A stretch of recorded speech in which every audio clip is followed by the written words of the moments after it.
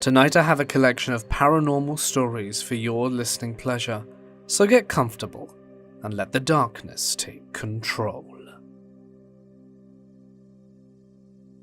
Growing up, my family became acquainted with this husband and wife who bought an old Victorian home my parents originally looked at when we moved to the area. My parents hit it off really well with them, and my family basically helped these two friends of ours fix up the place and completely remodeled it together over the span of a few years. Really great people who my family have loved and trusted for decades. They're practically family, and they don't have kids, so it's like they've been my aunt and uncle for most of my life now. My parents are from the deep south and always joked with their friends about the home they purchased being super haunted. The wife, Terry, and the husband, Dan, both grew up in the Catholic Church and held a lot of resentment towards it and were agnostic. They didn't believe in any of the stuff my parents joked about and openly mocked the idea of it, for as long as they could at least.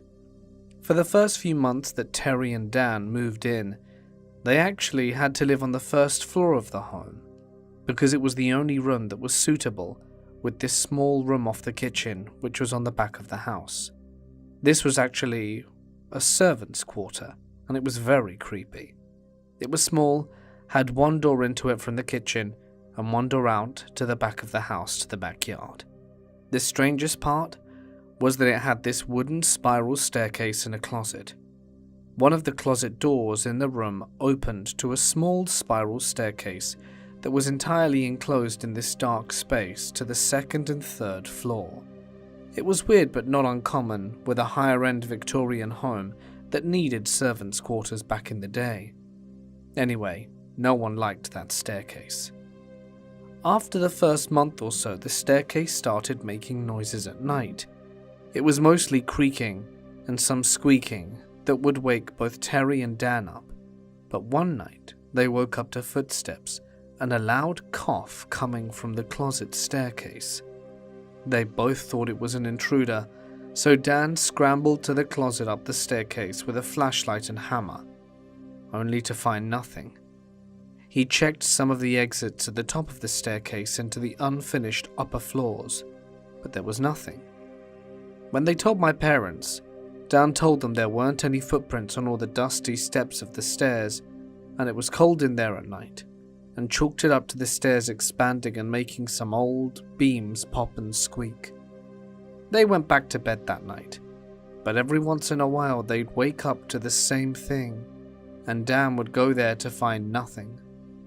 We found out though that one time, Terry went up there with him, and she said that the upper floor rooms smelled heavily of tobacco and vanilla, and they had never smelled it that way during the day or before.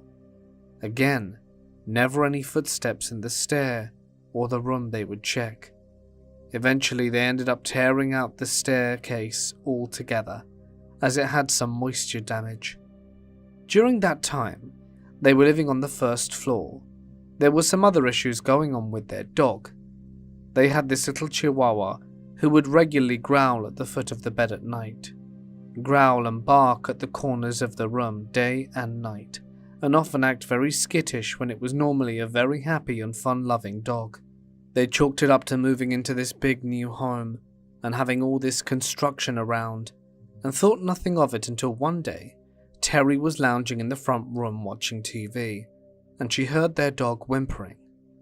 This is kind of hard to describe, but the first floor ceiling was over 10 feet tall, and many of the front rooms, including the foyer and dining room, were separated by these grand wooden sliding doors that joined together too close.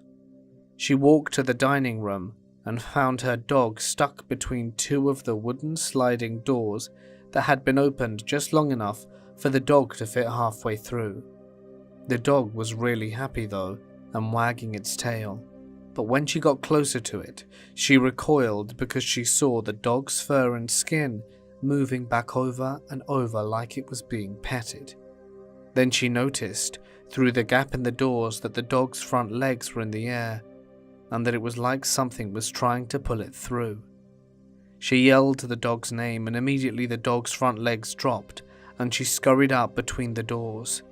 This never happened again, but by this point Terry was freaked out and my parents stopped the ghost jokes entirely. But it gets worse. Way worse. A few years into remodeling this place, they have their first 2 floors nearly done and are living on the 2nd floor, fixing up the basement and 3rd story before they move on to remodeling the outside of the house. During this time, things have calmed down for the most part. They still hear weird stuff at all times of the day, but it's a massive century-old home in the process of being remodeled. Noises happen. Terry and Dan are asleep at night on the 2nd floor. The entire 1st floor is done. Most of the 2nd floor is finished, and at this point the house is starting to feel like a home. Terry wakes up in the middle of the night to very loud sounds coming from the 1st floor. It was music. Lots of talking and laughing. Basically, it sounded like a huge party was going on. She doesn't remember what the music sounded like, just that it and the people laughing are talking downstairs, and it was loud enough that she could feel the vibrations and resonance of the sounds directly below their bedroom. Then, it all just stops and goes silent before she hears sounds like there were a group of people walking up their grand staircase. This was a grand wooden staircase that has 2 different landings. I think you call it cantilevered. It sounds like 10 or more people are walking up the stairs together.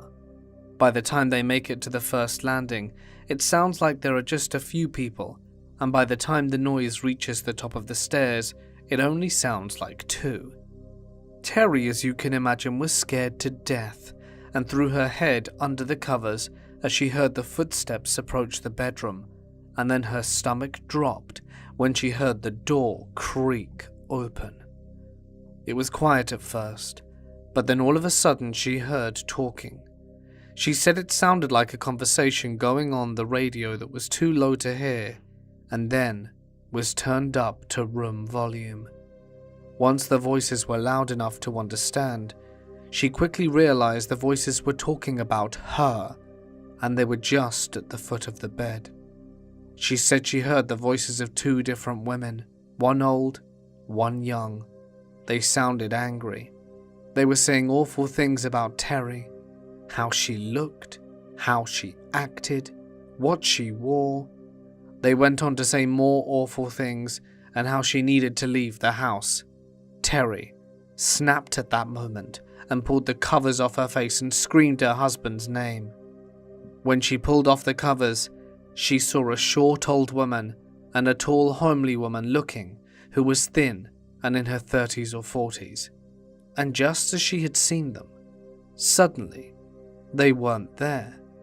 She said she only saw a flash of them but got a good enough look to see how mad they were.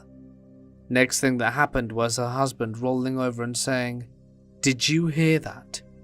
Dan apparently never heard the party downstairs, but from the moment the door opened he heard the full conversation the 2 women had about his wife.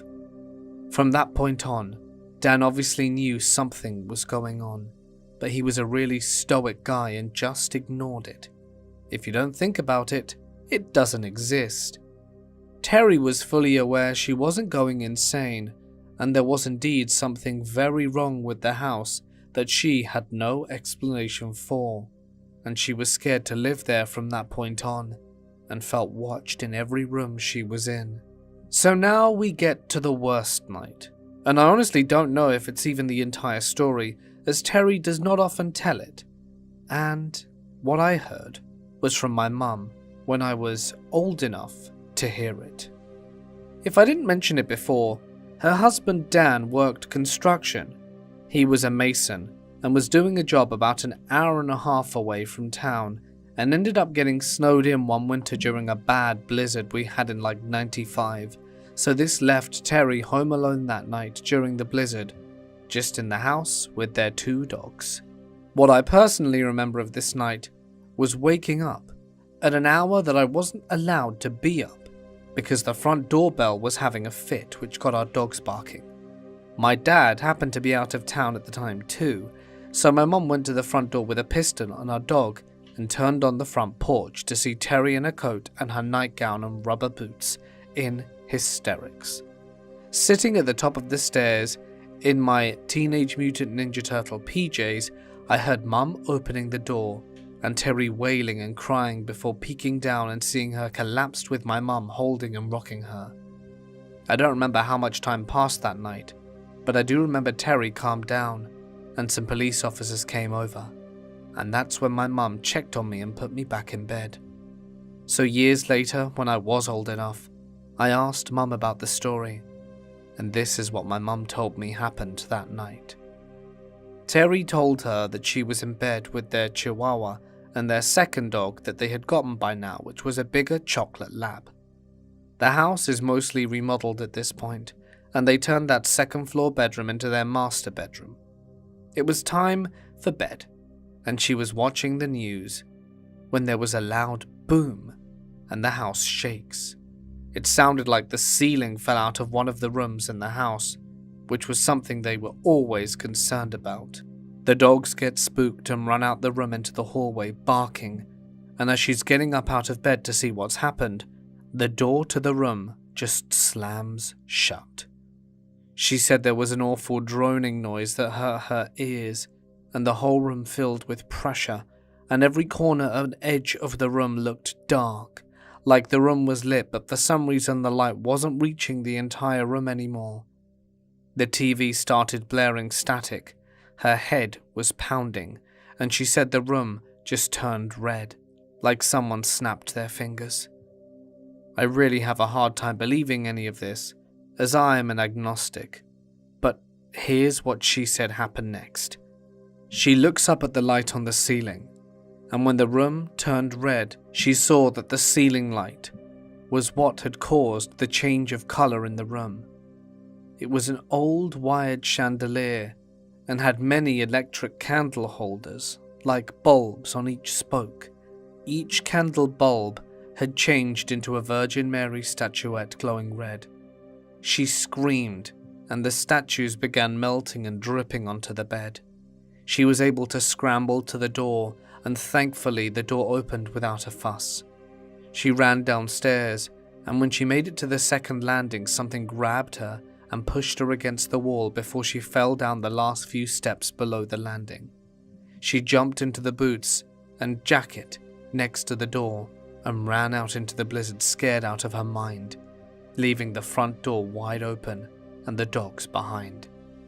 We lived about a 2-minute drive from her home, so it was probably a little over a mile, and that was honestly one of the biggest blizzards I've ever seen in my life in the Midwest. She ran hysterical through all of that to our front door in the middle of the night before collapsing in our foyer. My mum was convinced there was an intruder. Terry had been assaulted, so my mum called the police, who took a while to get there. The officers who responded called the police chief, who lived a few streets down from Terry's home. He walked on over there in the storm and checked out the house and to see about the dogs.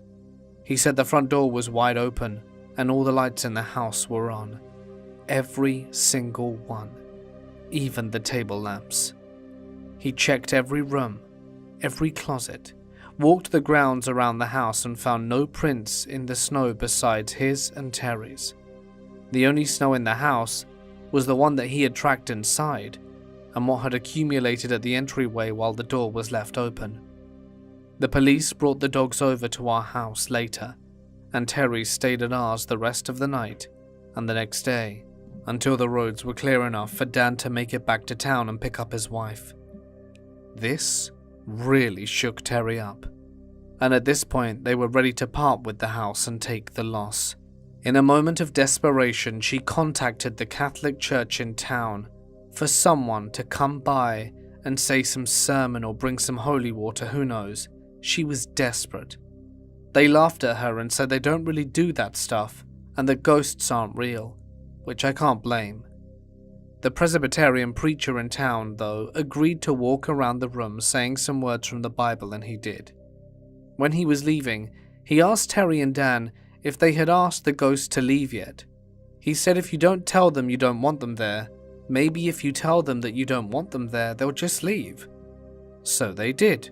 They went in every room and said that they wanted them gone, and that if Terry and Dan didn't get to finish remodeling the house, the city was ready to condemn it and tear it down. And things stopped happening overnight. They ended up finishing the basement and that third story, and the last thing to do was finish up the outside of the house. When they wanted to get ideas for what to paint the front porch and second floor outside balcony, they had my sister take a bunch of pictures from the front and side of the house to visualize paint schemes. My sister had an older Minolta camera, so she had to get the film developed, and when she did, she noticed some startling things, and I actually got to see these pictures with my own eyes as a kid. My sister was freaking out about it before giving it to Terry and Dan. The first floor of the house had this massive parlor with huge windows out to the front and side yard. The developed film showed both windows of the front parlor, and in it, you can see men in period clothes with bowler hats in multiple pictures. In the pictures taken from the front of the house, they are actually staring out at the camera. You could see their expressions and everything, and I remember thinking it was unreal at 9 years old, and there was no way, but there it was. From the shots of the men in the parlor, it appeared that they were smoking or were shrouded in mist. We later learned that the room was a smoking parlor at one point. There was one other part of the house that revealed something in the developed film that was in the second floor outside balcony. The room that exited out onto that balcony from the second floor had a normal door and then a screened wooden storm door on the outside. In every single shot, my sister got off that balcony. There's a little girl in a large poofy dress with a big bow in her hair phased into the door, like she's stuck halfway through it. Nothing spooky happened anymore, but Terry and Dan were done with the remodeling at that point and were ready to get out of the home. Once the house was put on the market though, some of the stuff started up again. They would hear someone running around upstairs in the front room that had access to the outdoor balcony, and sometimes Terry said she'd hear someone that sounded like a little girl humming to herself or bouncing a ball around that wasn't there. Of course, everyone decided it was the little girl from the photos that we took during the remodeling. So that's the story. I've got one more small thing we heard about happening after they sold the house though. I guess Terry ran into the family that bought the home at the grocery store later on. The lady who bought Terry's home actually asked if there was anything weird that happened when Terry and Dan were living there. Terry said maybe, and asked what she meant, and I guess the new homeowners were having trouble with their young daughter. Her grades were slipping in school, as she was a normally straight-A student. So the teachers called a conference with her parents to let her know she was falling asleep in class all the time. When the parents asked the daughter about it, she said she couldn't sleep at night because that was when the little girl wanted to play. Terry told her to go around the house and tell them to leave and they'll stop. Never heard anything again about the house after that. There are some interesting things and details to still tell about the house. There was a room on the second floor that had something wrong with it.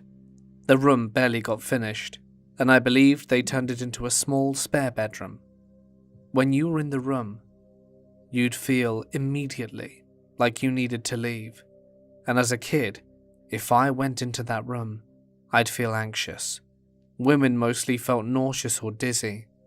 My dad and Dan both worked on the room together, but they finished it as quickly as they could. My dad doesn't scare, but even he said the room was weird feeling. Best way I can describe the room is it didn't feel safe to stay there too long, like something could happen to you at any moment if you didn't leave.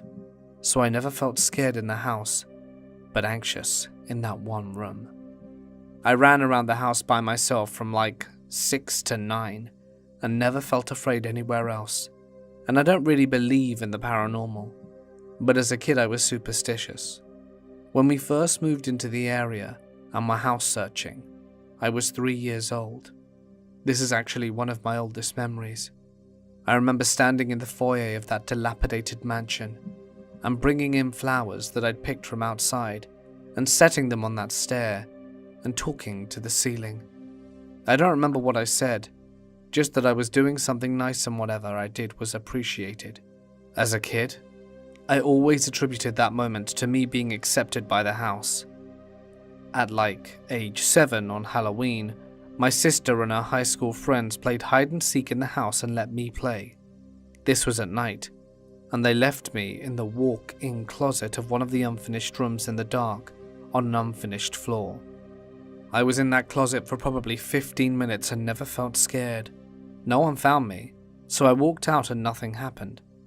It's really weird, but as a kid I knew nothing would ever happen to me there or scare me, because of the flower thing. After the night of the two women berating Terry and Dan, hearing the whole thing, my mum and Terry began looking more into the history of the house. My mum actually was the curator of the town's museum, and through land records and old documents, they found out quite a bit about the property's history. Turns out it was built in the early 1800s and was originally a larger building that had an attached dormitory. It was one of the first girls' colleges west of the Mississippi, and definitely the first in the surrounding area. At some point though, the dormitory attached to the main building burnt down. Later, after the fire, the college became a boarding house due to its size. It stayed that way for a while before either yellow fever or tuberculosis really started to go rampant in the Midwest, and the building then became an infirmary and sort of convalescent home for people seeking treatment and rehabilitation from the disease. Right around the turn of the century, the rest of the buildings on the ground were demolished, and the main house was fixed up to be the mansion of a local landowner. It stayed in that family until Terry and Dan bought it. We believe this last family was likely the family of the two women ghosts. The guy who owned the place and sold it to Terry and Dan was one of the last people who lived there. He had lived on the top floor as a teenager when his grandmother had owned the home. When she died in the 70s, the house was just left to nature, and by the time the couple bought it, no one had lived in the house for nearly 30 years. Here's the cool thing. The man who owned the house knew all the family history, who lived in it, when, who it was passed down to. So the patriarch of the family and original owner of the home was his great-grandfather. He was a wealthy landowner and fixed up one of the biggest Victorians in town to be their family home. He passed away though, and his widow lived in that house with her daughter for the rest of their lives, something like 30 or 40 years. When the mother passed, the daughter did soon after. I guess they were very close, and the daughter didn't want to stick around without her mother. Well, you can guess what happens next. When Terry and Dan approached the man who sold the house and asked him about the short old woman and described the homely lithe features of the young woman, the guy immediately knew who they were talking about. He told him that's just his great-gran and great-aunt. He got a kick out of it. They asked him why he never told them the place was haunted. He went on to tell them he didn't believe any of the ghost nonsense and had never experienced anything when he lived there, but that his grandma and great-grandma had always talked about the men in the parlor, and that's how we found out about the front room was a smoking parlor, which we immediately connected to the photos of the men in bowler hats. We never found out who the little girl was. Terry and my mum think she was a victim of yellow fever or tuberculosis when it was being used as a convalescence ward. Also never found out who the hell was haunting the servants' staircase. They seemed to be at peace though whenever my dad and Dan ripped the staircase out. Nothing weird ever happened on that side of the house after that. My boyfriend of 5 years has crushed on me for probably 12 or 13 years. You see, he was 2 grades below me and a bit of a bad boy. While I was popular and in honors/college level classes, I wasn't aware he even existed until I met him at my dad's business 7 years ago. He apparently talked about me being his dream girl and was teased that it would never happen.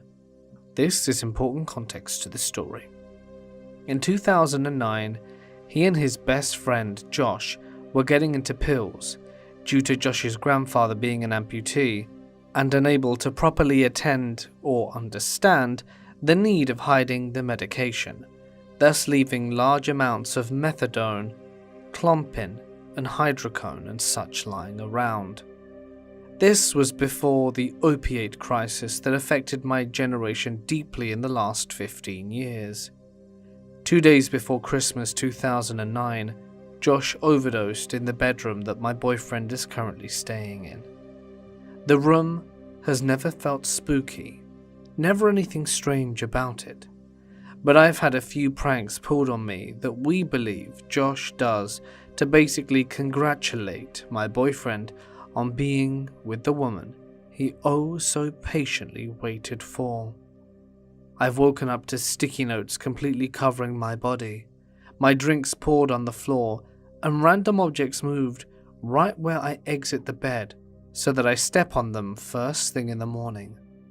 I swear I've heard giggling. Each time I've angrily asked my boyfriend if he was messing with me, and I'm aware when he's lying. He always says no. We like to think it's Josh playing practical jokes, something he was known for. But this is nothing compared to what Josh did for me in 2017, which wasn't a prank, but saved my life. 4 years ago, I went into anaphylactic shock and lost the ability to speak or move my lower body. I was upstairs with a curved and steep staircase separating me from my phone. I remember crawling to the stairs, knowing it would be fatal if I smashed into the wall that the stairs led to before the turn, with very large, steep steps. I know that I was extremely oxygen deprived, but I immediately saw Josh and 2 of my deceased best friends ascending the stairs and carry me to the living room couch with my nebulizer and cell phone. I called 911 but had no voice. My friends were gone except Josh. He told me he was going to wake my boyfriend from the hammock in the back of the yard, and suddenly my boyfriend dreamed of his friend saying that I was in trouble. My boyfriend came running into the house, and by this point I was actually dying. I could no longer use any part of my body and no air came into my lungs. When I inhaled, I remembered thinking of my daughter and praying her father would navigate my loss to her and keep memories of me alive. He actually died in a freak accident 8 months ago, so now I'm fulfilling that for him, but I digress. I struggled to remain conscious, but I was fading. My boyfriend saw the 911 operator on the phone and my sweaty blue body. He told me he didn't think I was breathing, and by some absolute miracle there was an ambulance passing my neighborhood. The hospital and dispatch were half-hour away. This coincidence, plus my boyfriend's sudden premonition that I was hurt, saved my life. Josh and those EMTs saved my life. I remember the EMTs asking my boyfriend if I had overdosed, but I hadn't, and I thought of how Josh had died. I was babbling about how dead people were saving me after a large amount of epinephrine, so no wonder they thought I was high. The doctors and EMTs were baffled at how I managed to get down those stairs, or even stay alive long enough to get help. I had one bruise on my leg that was tiny, and that was it, and the worst headache I've ever had. Turns out I'm allergic to the latex in spray paint. I told them I just slid down the stairs, but that's not how I remembered it. The weird thing is I'd never met Josh when he was alive. I don't know how I recognized him or hallucinated him, but he looked exactly like the picture I was shown. I've had a few paranormal encounters, but my run-ins with Josh saved my life, and he never even knew me. So thanks, Josh, for giving me more time on this earth, and I wish we had met many years before. I do hope he's resting peacefully, just periodically popping in to check on us. We lived in a house where things have always just been kind of weird. Every single one of my friends and family who was the slightest bit intuitive i.e. more the women who are more accustomed to being on guard than my uncles or dad, and are very out of touch with emotions, independently expressed that our house, particularly the part of the basement that was fully underground, felt wrong. There's a decent amount I could share, but anyway, here's the story. First, you need to know the layout, that's important. The house had the main floor over a basement that partially opened up to the outside, on the back side of the house, and one other side. I had a bedroom in the basement, with a window facing the woods. We owned the 19 acres the house sat on, and on the ground floor there was a deck, which stretched over where the basement opened to the backyard/woods. So from the basement, you exited the backyard under the deck. This deck was accessible outside from the ground, and you could access it from the inside of the house via the living room and primary bedroom. A lot of weird things happened. Like the knocking, there were always knocking sounds on the basement glass doors and windows. My friends heard it too.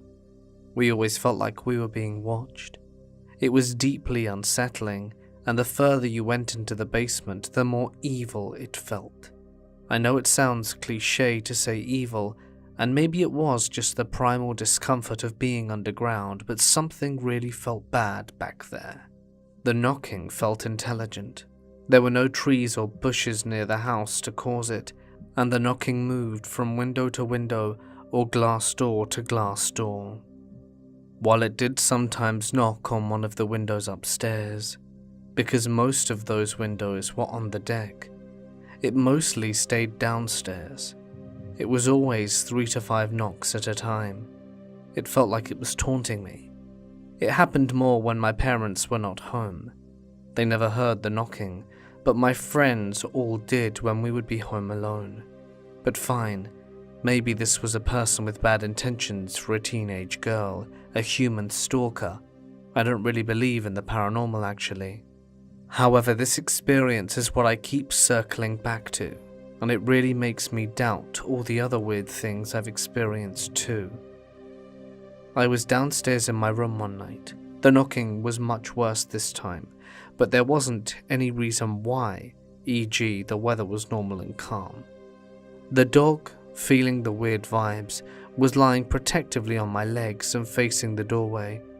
He felt uncomfortable enough that he would go on patrol of the house occasionally, and he would bark and growl at the knocking. Suddenly I hear big, heavy footsteps on the deck upstairs. It was so distinctive. I could even tell you that it was a man, and that it sounded like heavy cowboy boots. Heavy, like the steel toe kind, but of course, you can't know for certain they're steel toe. Cowboy boots are also not uncommon in this rural community in southwestern Missouri, Jasper and Newton counties. My dog launched off me and raced upstairs, and I could hear him in front of the windows and glass deck making sounds I've never heard him make. I thought it was just an intruder, so I was very glad that my big dog might scare him off. The thing is though, I never heard the footsteps leave the deck. I call my mum after my dog calms down enough to come back to me, still on edge. I ask if I should call the police. What's the point? If they take over an hour to arrive, I thought. We call a neighbor to drive over and have a look around, but says he didn't see anything and left. I opt to stay upstairs in my parents' bedroom. Again, the bedroom had access to the deck via a glass door. The glass has a privacy film over it to blur the details. I'm sitting on the bed, facing the door on my phone, and my dog is, again, lying protectively on my legs when he's not getting up to patrol the house. He's very on edge, and I'm starting to calm down when I hear him growl. It's not the typical growl I hear when, for example, a strange man comes over. A man I know but the dog doesn't like. It was more primal. I look up, and what I see terrifies me. There's a face in the window. Except, it doesn't have a face. It's pressed up against the glass and I can make out a white person-colored face, but I see no contours of any facial features. That's the thing that scared me most. Yes, there was a privacy blurring film on the window, but I should have been able to make out light and shadow where there should be eyes, a nose, or a mouth, but there was none. It was short too. It didn't turn away. It very slowly backs away, and I can't explain why, but I get the feeling that it wanted me to see it, and only left once it knew I had. There was another experience I suffered in the house. This was when there was a young child living with me. At first, she had a room in the basement. The room was kind of midway through the basement. The half of the basement that opened up to the outside felt tolerable, but the further back you went, the worse the basement felt. I always chalked it up to the primal fear of being underground. So this child's bedroom connected to the storm shelter and another bedroom that was deep underground. This child really fought sleep. I mean, kids fight sleep, but it got so bad we moved her to a bedroom upstairs because she would always complain about the shadows. I tried explaining to her the concept of what shadows are. We left night lights, but she was still so scared of the shadows. I've never known what she meant, and her early life was traumatic, so now she doesn't remember anything before like age 10, so she's never been able to articulate her experience. It's hard for me to know whether it was normal 5-year-old stuff, like being scared of the dark, or if something was tormenting her. She lived with us because her life circumstances were not right, so it was also harder to tell what was what trauma, and what was 5-year-old stuff and what was abnormal. She did get better when we moved her upstairs though. Another time I was sleeping on the couch in the basement. There's a hallway behind where the couch is that goes into the deeper part of the basement. The hallway is a straight line with bedrooms on either side in the deep part of the basement before opening out to a wider space where the couch and living area were. I was laying on the couch facing away from the hall when I heard something fall in the back bedroom. I just feel something walk in the living area. It kind of pauses there behind me and I feel paralyzed. I didn't see anything, but the vibes I got were, again, a tall, skinny white man with dark hair. I felt afraid, but not like it was going to hurt me. I started singing hymns, and I felt it leave. There was something else, but it isn't my story to tell, and involved a very vulnerable person. There's also a time that my friend and I went skinny dipping in my pool one night. We heard some strange things, and we all agreed it did not feel like an animal. It was too big, and didn't move like an animal. We all watched the whole night, generally really uncomfortable. I do think we might have seen a camera in the woods though, so it is possible that there were just people living out there. I heard people partying sometimes, but could never discern where exactly the sound was coming from. This is the thing. Some of these things could be explained by people, physical phenomena, or just a really strong electromagnetic field giving me the strange vibes. But the only thing that makes sense, that I can rationalize for the faceless thing, is that I also had a neighbor who turned out to have a thing for teenaged girls. So maybe I just had a stalker. There was also a room in the back of the basement I never went in if I could help it. Nothing happened in there. I just never felt comfortable and hated it. When I first moved in, some friends and I were downstairs when we all heard a very strange sound, like scratching on the wall. We'd felt strange the whole time, but ignored it until this point. I even checked things out, like ley lines or whatever, and the house isn't on one. The previous family who built the house were very Christian, so no occult activity.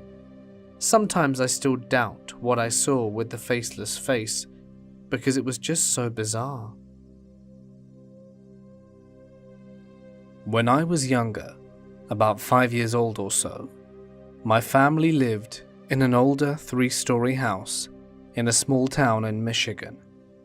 My memories have blurred a bit as we moved away halfway through my kindergarten year, but I do remember there was something odd about that house, and I still occasionally have creepy dreams surrounding that house. though they have been growing infrequent as of late. My family was, at least at the time, the nuclear family.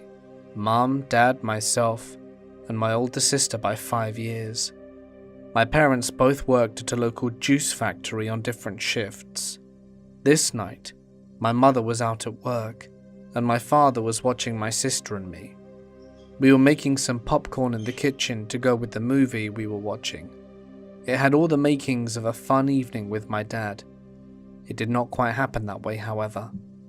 The kitchen was big, and it had a windowed door that opened into our laundry room, which in turn had a door to the backyard. My sister had walked over to the laundry room door, and my dad was over the stove to the right of the door.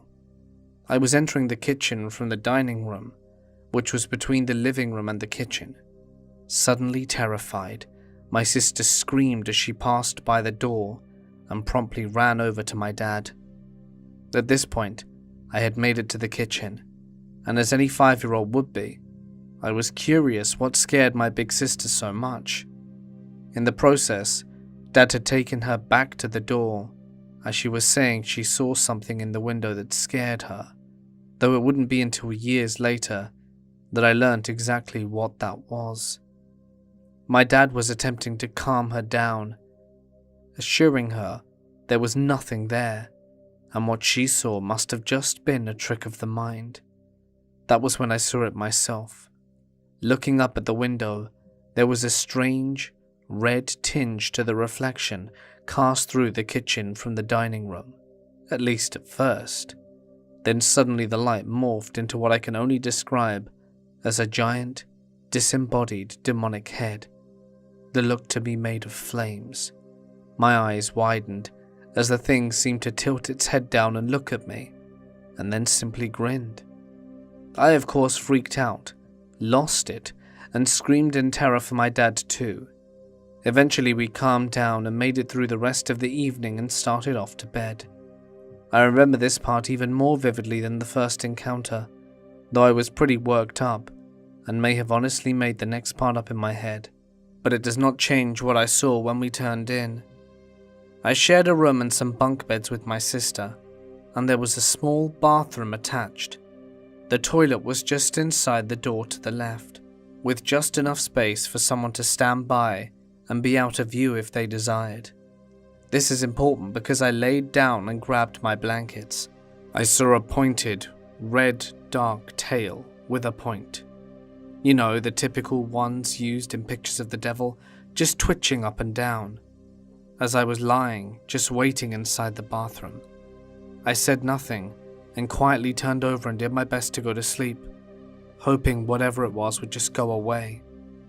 I also recall this other night, my sister and I shared an upstairs room, and after settling into bed, I looked out of our bedroom to the short hallway that ran between our room and our parents' room at the end of the hallway. There was a window outside that always had some light shining through it. Seeing as we lived in town, on the ceiling in the hallway, there were odd, moving shadows like water flowing over it. I admit it's entirely possible that it was raining and I was just being a frightened kid, but I do remember being terrified anyway, and when my mum came to comfort me, she said it was just dust on the ceiling. I never really thought much about it then, but now I just wonder if she produced a random explanation to calm me down. Within the last few years, I would learn more from my family. We were talking about weird experiences and the topic of the house came up. My sister's terror had been due to her seeing her recently dead cat in the window. The story was the cat got into some rat poison and died, making me wonder though. My mum also said that my sister and I were always scared of that place and could not stay upstairs due to our fear. She would also mention that at some point while my parents were sleeping, my dad started sleep talking, then rolled over, and her own description, and she doesn't make up these sort of things, is that his eyes were glowing red, and she had to yell and smack him around to get him to wake up. I can't remember much else from that house, but it really stuck with me, and I have to wonder if there are any more memories of that place that are buried deep in my mind. This didn't happen to me, but it happened to a friend of mine. My friend's name is Willow, and this story happened when she moved into a new house. Her house was surrounded by woods and some old abandoned houses. As soon as she moved in, she started noticing weird things happening. It was usually small, almost unnoticeable, and you could only notice if you were really looking for them. It started off as only a few things going missing, which she would assume she just misplaced them. Then it moved to bigger instances, such as doors locking behind her. She was always creeped out and considered moving, but her parents always brushed it off as her imagination. Doors would slam, pictures would move, the stove would turn off and on, or she would wake up to see a shadow moving out of the corner of her eye. On the last occurrence, it was around 2:30 in the morning, and she woke up. She didn't know why she woke up, but she did. She sat up and looked around her room and noticed a figure standing slightly inside of her doorway. Naturally, she planted her ass right on her bed and didn't move an inch, which was the smartest thing to do. She stared at the figure for a few minutes until she heard light tapping sounds, like when someone drums their fingers on a desk. She tensed up, and this is where things get crazy-ish. This part sounds a bit stereotypical, I know, but all of a sudden she jerks out of bed. She doesn't see anyone because it's dark, but she feels hands on her head. Her hair is getting pulled, and she tries to scream but no noise comes out. She thrashed around, but suddenly she couldn't move. She got pulled all the way out to the living room, where whatever dropped her on the ground, and as she was looking in the darkness, a grey, strange face peered over her, grinning wide as hell. The mouth suddenly snarled and lunged towards her, and then, as the faces were right next to each other, about to touch, she woke up, gasping in her bed. Safe to say she moved out of that house and stayed with her friend for 2 weeks before she moved in with her aunt. She was 16 then, and is now 18. Her parents still live in that house, but she hasn't visited once. I grew up in a house built in the 1860s in upstate New York, with zero problems. Then we bought this fixer-upper house in Virginia, built in the 80s, and let me tell you, I love scary stories, but I've never encountered so many creepy things as I have in this house. First off, 2 years ago I was nursing my son at 2 a.m. in my bed. My boyfriend always seemed to wake me up with the baby during his infant days and would just keep us company on his phone while our son ate. We were both very awake that night, just chatting a little, and the dogs were sleeping in the living room, when suddenly we heard the dog's feet on the wooden floors, excitedly panting. Mind you, these are dogs who usually bark if someone enters the house who doesn't live there, and we both heard a man's voice mumbling in our kitchen, as if he was greeting our dogs. My boyfriend looks at me shocked, and then springs up to check, as I'm petrified, but he sees nothing in the entire house. The next occurrence happens a few months later. I'm alone in our large bedroom, just putting things away and tidying up before going to bed. As I turn off the light switch, my boyfriend walks into the room, so he passed right by me. I didn't look straight at him, but I greeted him while turning down the covers. Still no answer. Still sidetracked with plugging in my phone and such, I ask him if he's going to bed, as he was over on his side of the bed standing. He doesn't answer, but I wasn't looking at him. He likes to joke around with me, so I straight up asked, "Are you mad with me right now?" As I finally looked up, he ducks down by his side of the bed, and I seriously thought he was picking up something our son had thrown there. I asked the same question again. Then, my actual boyfriend walks into the room and goes, "Who you talking to?" I had chills over every inch of my body. He just shook his head like, "You're nuts, girl." Since then, there have been a few smaller things that have happened. My son's toy went off in the living room once with no one around it, and one morning my boyfriend came home from the night shift and our laundry basket was in the middle of the kitchen.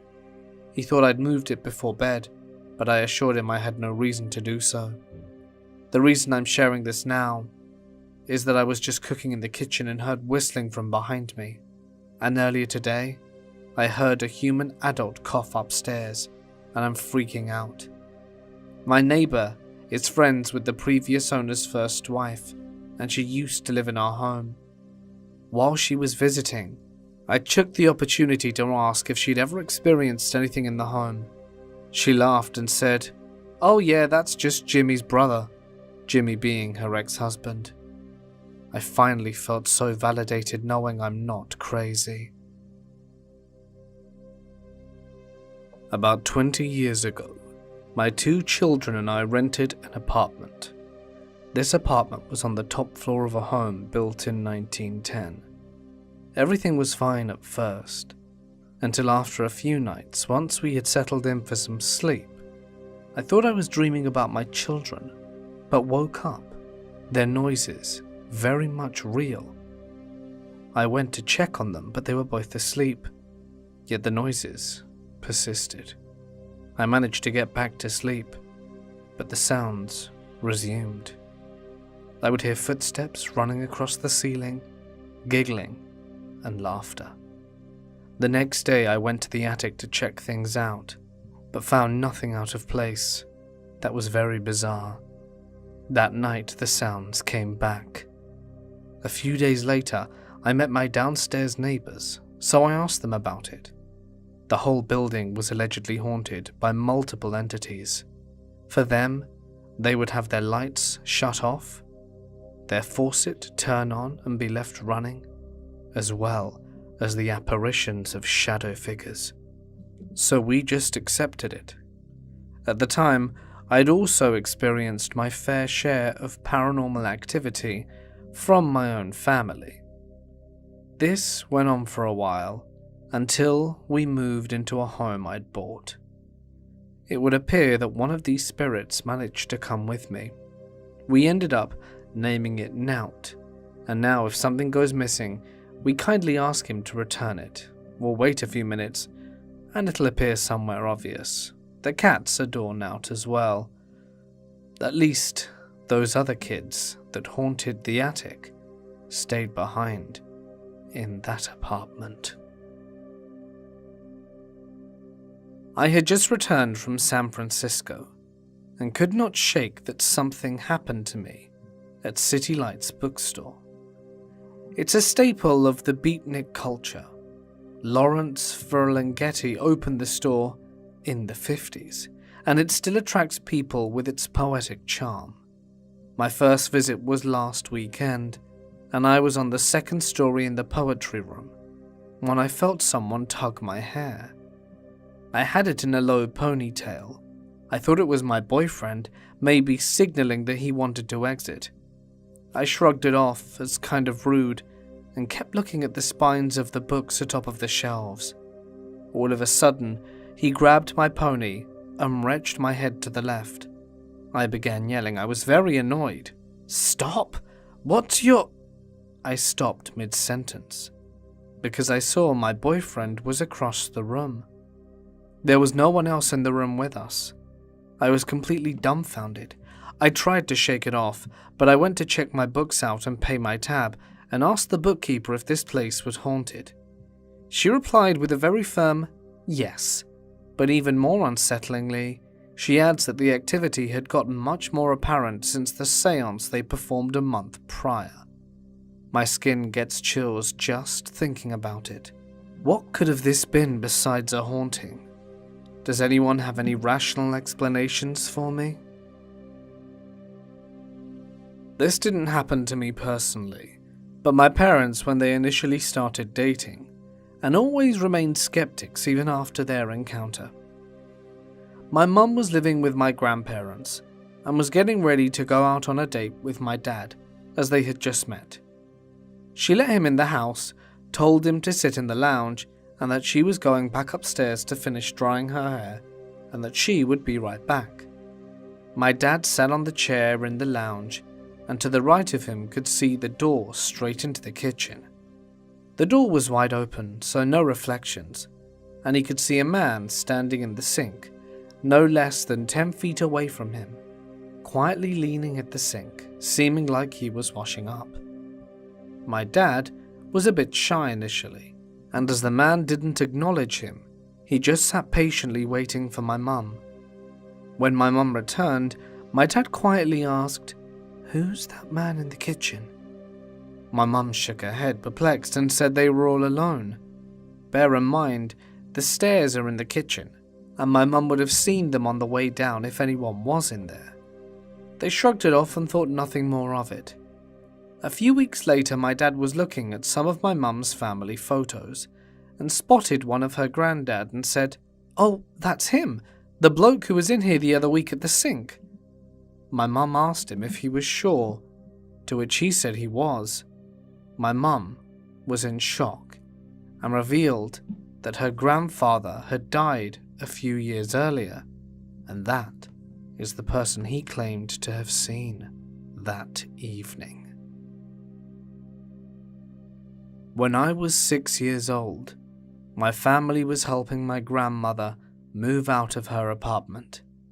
When we were all done, my mother asked me to go get my red zip-up hoodie. I had left it in the back room and went through the entryway of the house past the kitchen and living room down the hall to the bedroom I left my jacket in. It wasn't there. I found the ivory crocodile figurine that my grandmother gave me in the bathroom. Then I walked through the hall as I passed the living room again. I saw my jacket in the middle of the floor and froze. There were 6 shadows walking around my jacket in a full circle. I was terrified and didn't know what to do.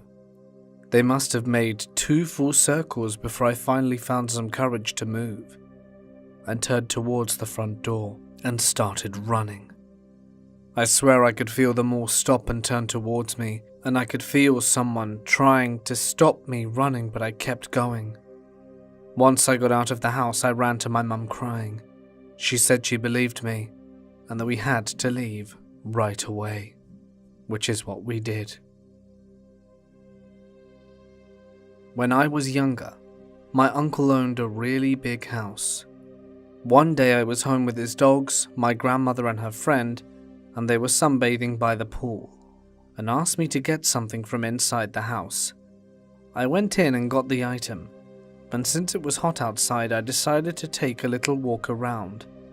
Then, when I was about to turn a corner of a hallway, I saw a shadow of a foot. The lighting made no sense because it was just a silhouetted foot, like it was about to step into the hallway. I was so shocked and thought I was tripping out until my uncle's dog barked, then went to chase after it. He came back from the other way of the hallway, looking confused, like he couldn't find out whatever it was we just saw. I was so scared I went to ask my grandma if anyone else was here, or if she'd invited someone, but she said she hadn't. I didn't explain what happened because I didn't think they'd believe me, but the fact the dog saw it too was all I needed to know that I wasn't going crazy, and I genuinely saw something. Let me take you back almost a decade, when I was around 6 or 7. At the time, I lived, and still do, with my grandparents, in a 2-bedroom single trailer with an additional room added on. One night, as I slept with my little sister and my mum in the same bed, I suddenly awoke, heart racing, believing I had just emerged from a nightmare. Upon sitting up, I observed a peculiar short shadow figure in the room. The hallway illuminated its path as it transformed and moved, with its head resembling a sideways lemon, swaying side to side as it glided towards me. Terrified, I sought refuge under the covers and urgently called for my mum. The next encounter happened at my cousin's house. While in the attic, all my younger cousins could see the same shadow figure that the adults could not. It was aggressively slamming doors and accelerating upon noticing me. After that incident, it vanished, right until December of 2020. In the midst of an incident that triggered my depression, being alone at home at the age of 15, a dark feeling compelled me to leave the house immediately. Looking down the hallway, the darkness intensified, prompting me to run outside, pray, and find solace. Since then, I felt a constant sense of being watched at my grandparents' house. Fast forward to the fall of 2021. In the additional part of my grandparents' trailer, I glimpsed an orange/red figure outside. No knees, calves, or head, resembling a corpse. Opening the door, expecting my grandfather, I found no one. In 2022, my grandparents got a new trailer in the same location. Alone every day gave me a feeling of dread, especially in my grandmother's room, leaving me to avoid it. My mum, little sister, and I began seeing a lady in a long white dress, or shadow entity, in our peripheral vision. Recently, the trailer, now flipped, brought a chilling encounter. I spotted the orange figure again, the entire body visible, seemingly gliding. Terrified, I shook uncontrollably and nearly cried. After calming down, I returned to the kitchen only to witness another figure, entirely black with white eyes, standing in the same gliding posture. The house is near an abandoned home, and a nearby neighbor passed away. I'm uncertain if these events are at all related, but I'm hesitant to return home. When I shared my experiences with my grandmother, she advised me to pray. But I thought I'd ask all of you, what should I do? My husband, son, and I just moved to a new apartment almost a month ago. Everything has been fine here so far, except the fact that I have bad dreams nearly every night about my husband, like that he hates me. But anyway, I've had unexplainable scratches on my arms showing up. I figured that I was scratching myself in my sleep. Well, that was until tonight. My husband was sitting at his gaming desk playing his games. I was standing beside his desk, just talking, when I felt a burning sensation on the back of my right upper thigh. I look and there was a scratch. I wasn't wearing any pants, just a t-shirt and underwear, so I figured I somehow scratched myself on something. It was a super long scratch going across my upper thigh and under my butt. I showed my husband and we both said it was weird and not a big deal. Then I feel the sensation again. I look and there's another scratch, above the first, on my lower right butt cheek. It wasn't there 30 seconds earlier. I never left.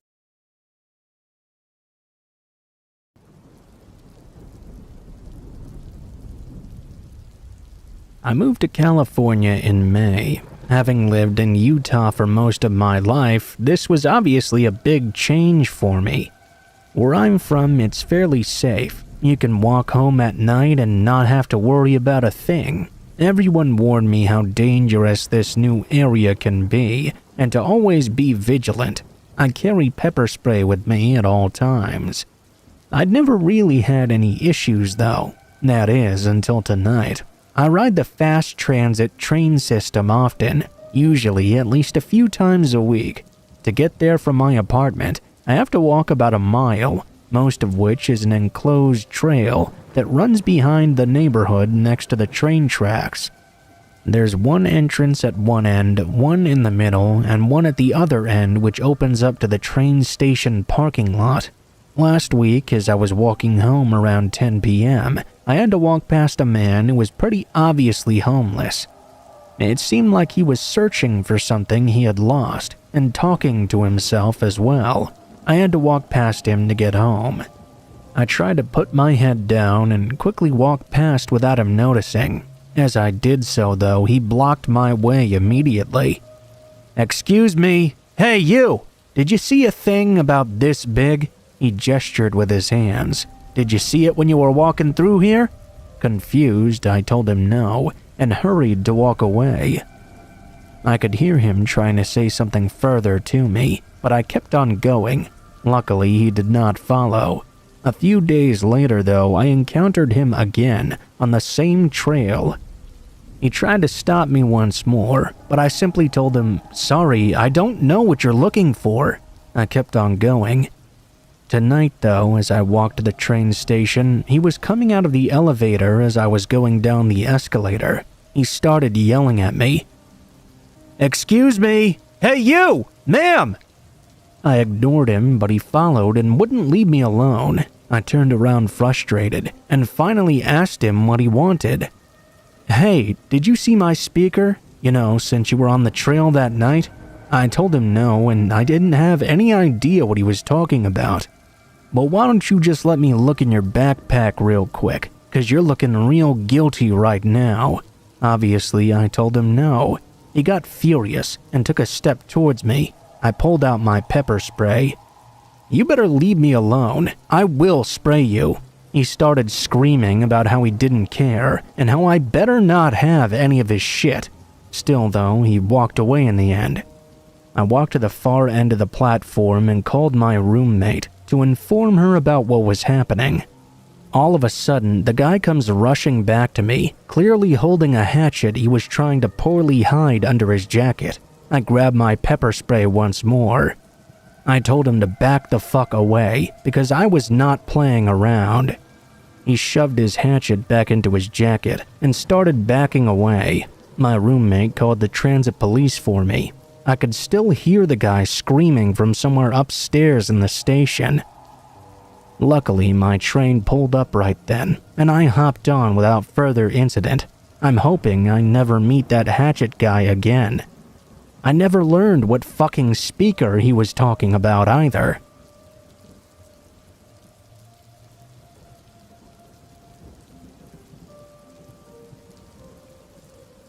This happened in what I'd like to say was 2017 or so. I was around 13, and I was walking home from school. My mom worked late at the time, and my father was out on a business trip. My brother's college was farther away too, so he always came home half an hour to an hour later than me. When I had to go home by myself, I would always take this shortcut there. It was an enclosed path which rarely any people used. As I walked down this day, there was a man a few steps behind me. Since I was a young, dumb child, I didn't really think anything of it. When the enclosed path ended and connected to the sidewalk, I saw the man climb into a white van. Getting slightly suspicious now, I started running over to my house, only to notice the van was now following me. To be sure it was following me and I wasn't just being paranoid, I took a couple of wrong turns, but the van stuck right behind me. I took a detour, and when I thought I lost him, I ran back to my house and locked all my doors and windows once inside. I looked back out the window, and I saw the white van lingering. I frantically called my mother and my brother. My mom wouldn't be home for another few hours, and my brother had another half hour left. My mom told me to go to my parents' room and grab the gun. I went into my parents' room and went to their closet. I had to take it out of the lockbox. Mind you, the closest thing I'd ever done to shooting was archery. Prepared with this gun, I now went downstairs. I grabbed a knife as well, just in case. I went over to the window, only to see a man trying to peek inside.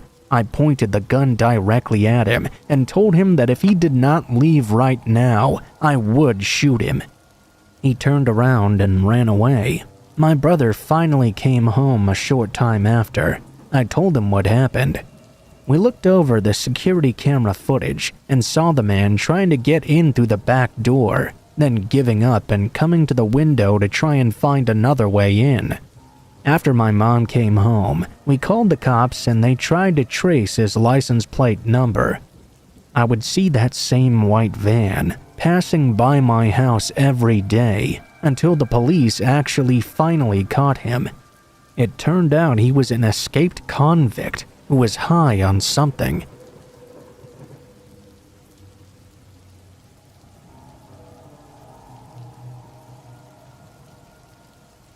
Good morning, my name is Antoine and I'm 32 years old. I prefer to apologize in advance if I make any mistakes, as English is not my first language. This story happened in 2021. I'll give you some context first. It was a Sunday and I had a date with a young woman who I had been seeing for a few weeks now. It was going pretty well. Spoiler alert, it ended quite quickly after this.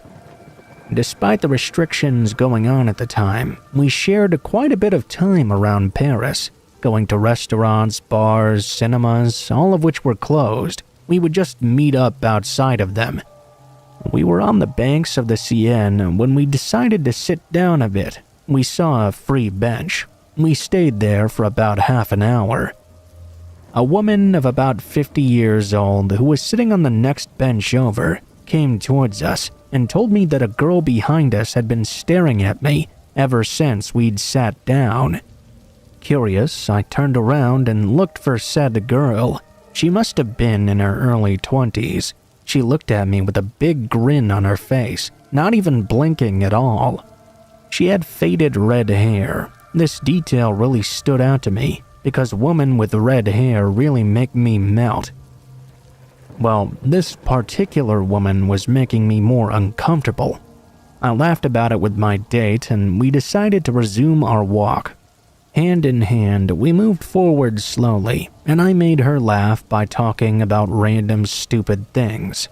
I felt something was wrong though. My date shook my hand worriedly, telling me that the girl was still following us. Pretending not to have noticed, I discreetly looked behind me. Indeed, this stranger was right there, following us only 10 meters away. Worried, we quickened our pace, but it seemed this girl was not going to allow a distance to establish itself. Arriving near the Alma Bridge, we started running up and trying to lose her. Still hurrying, we crossed. We were about halfway through when I turned around. I could still see the red-haired stranger following us from a distance away. We hurried to the metro to return to Saint-Lazare. I don't think I need to tell you that she got on the exact same train as us. I reassured my date, telling her that it was me she was looking at, and that she probably had some problem with me. I'm a fairly large person. I told myself that if it came down to it, I could defend myself from this girl easily. I got out of the train car, and the stranger did the same. I hurried onward, thinking I could lose her, but she was really sticking to me. My date was still worried, so I lied by telling her I had lost the girl. Emily, if you're reading this, I'm sorry. I didn't want to worry you even more than you already were. By some bit of luck, we managed to get rid of my pursuant at the train platforms. We got into another car and sat at the doors that opened on the right side.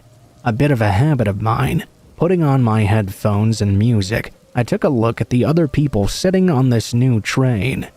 To my surprise, I could see my pursuer right there. Somehow, she had gotten on the train and sat only a few seats in front of me without me even noticing. It appeared she hadn't noticed me either. I prayed with everything I could so that she wouldn't see me.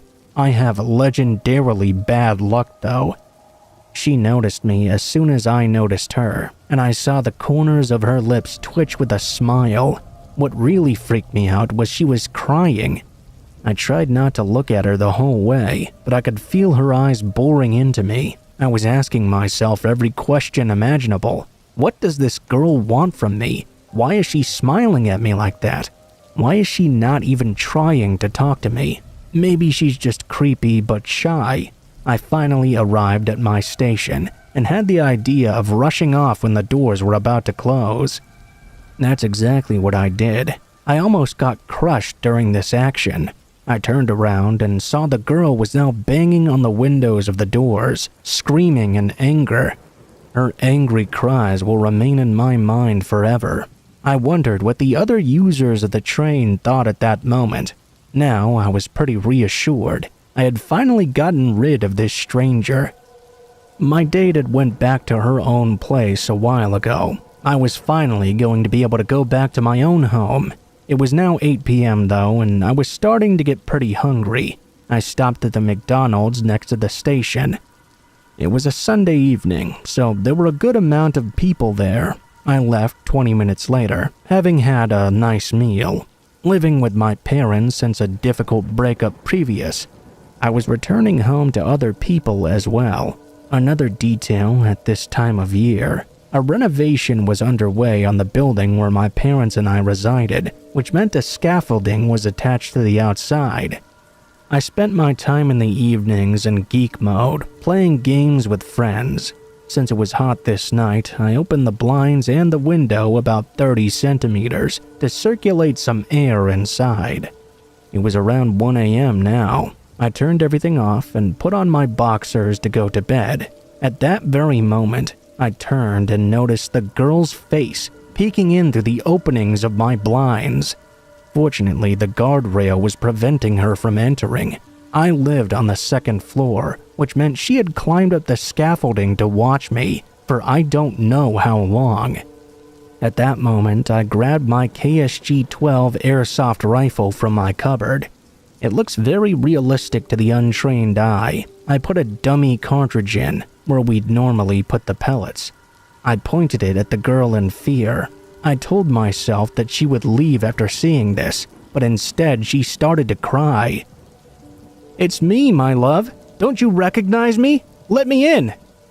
My mother came into the room in a panic, and I ordered her to call the police, which she did right away. They came very quickly and arrested the young woman, who was screaming how much she loved me. Needless to say, I took a lot of pressure from the cops for my response. It was an airsoft rifle, but all the same, it was still understandable in this kind of situation to me though. I couldn't sleep all night long. I bought a fan the next day and made sure my blinds and windows remained closed for a while. I went to the police to find out if I could file a complaint too. I did it for attempted home invasion, aggravated variety. About a week later, I received a call from a psychiatrist giving me an appointment at a psych clinic in Paris. I went there on the indicated day. Arriving in the practitioner's office, he explained to me that he had my contact details. They were from the report of the complaint he'd received about the young woman. I learned why soon after. She was in this institute. Her ex-boyfriend had apparently cheated on her, and she completely lost her mind when she found out and stabbed him. According to the psychiatrist, I looked almost exactly like her ex. The doctor took me to the common room, and I saw the girl. We sat next to her, and the psychiatrist asked her if she knew me. She directly answered no, without a smile on her face, indifference personified. I admit that this actually kind of reassured me. The psychiatrist told me the complaint had been added to the girl's file, and it would extend her internment. I admit I felt a bit bad for her at that moment. I almost wanted to withdraw my complaint. For the safety of my parents and myself, though, I did not do so. Since then, I always sleep with my KSG-12 right next to my bed. I've had no further news since. It might be stupid of me to say, but I really do hope the girl gets better, only that she stays as far away from me as possible as well. I've had a lot of trouble getting to sleep since this event, but I haven't had any further psychological concerns. It sure is relieving to talk about, though.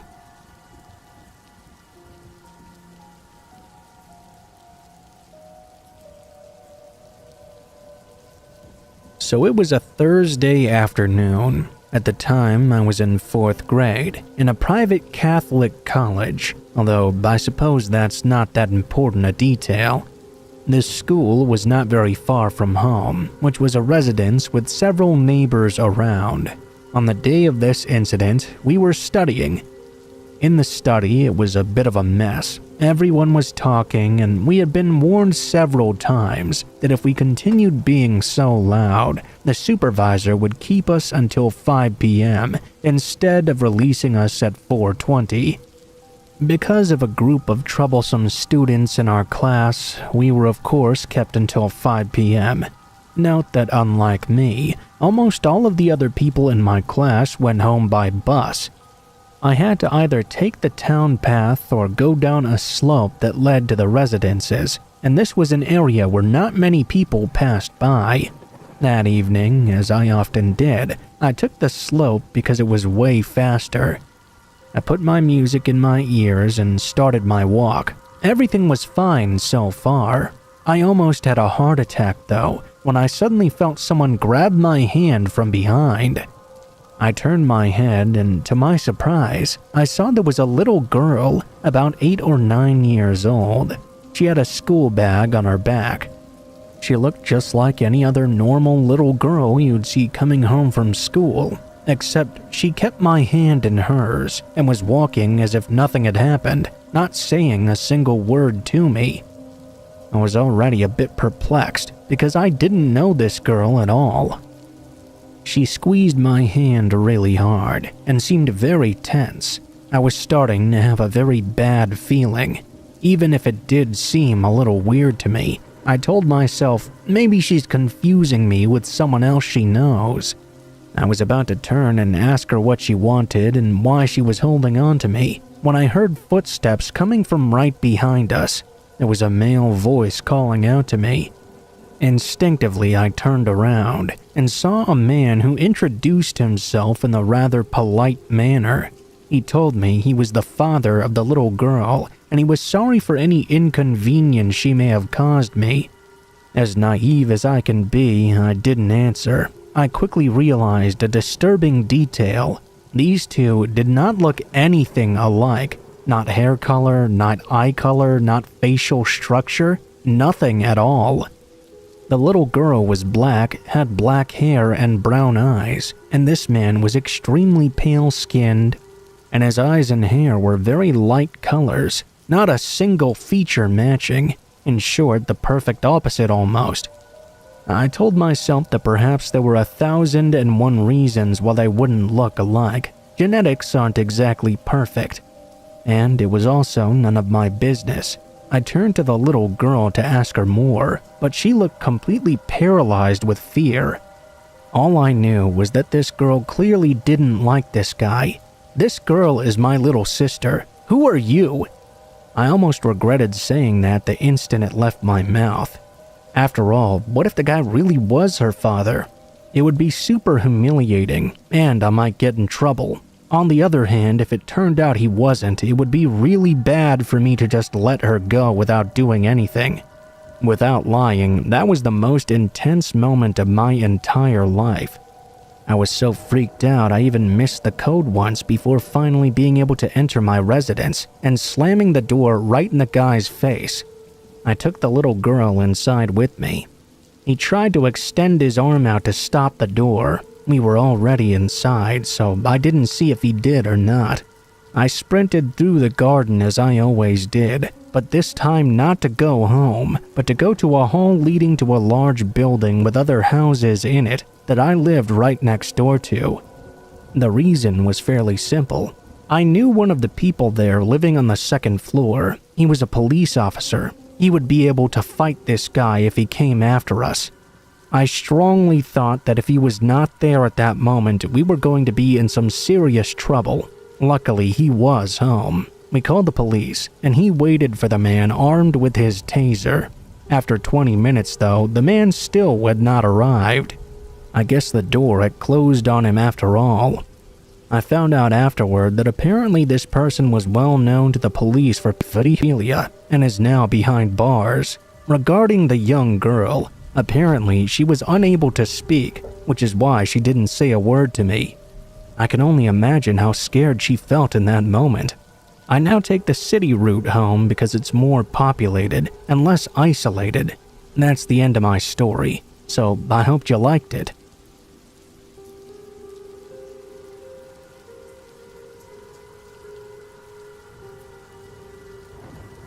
My wife and I were coming home late from dinner and drinks at a friend's house. We were in the country outside of Union, Missouri, on the south side of Union. There was an antique bridge there that was quite scary to cross because it was so narrow and had a sharp turn at one end just after the bridge ended. The road went through a huge field, which at the time was under cultivation. I really had to go to the bathroom in the worst way because of all the beer I drank that night. My wife suggested I stop and go down to that field. There was an old shed right in the middle, and you could squat down by the shed to use the bathroom.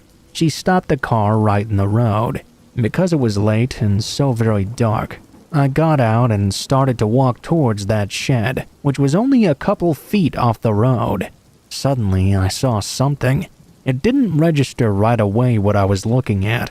It took me a couple of seconds to realize what it was.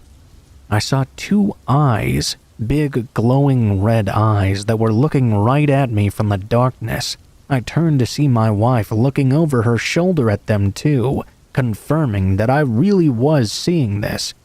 It's kind of funny to think about now, but neither one of us said a single word. I just turned around and jumped right back in the car.